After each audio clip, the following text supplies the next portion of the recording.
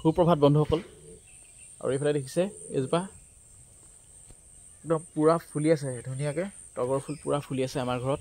আৰু এতিয়া ৰাতিপুৱা 5:43 হৈছে।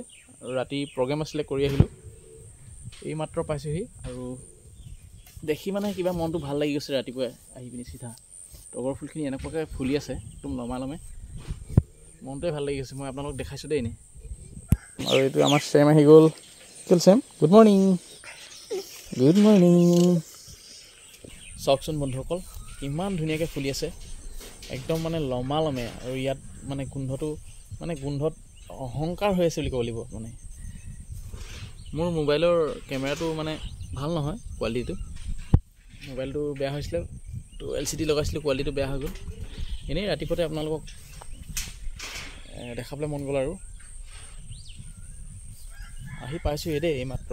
এতিয়া সময় হৈছে আৰু আপোনাৰ 5:43। আৰু চাওক, এয়া তগৰ ফুলৰ সৌন্দৰ্য মজা দেখিছে, আমাৰ ঘৰত ফুলি আছে।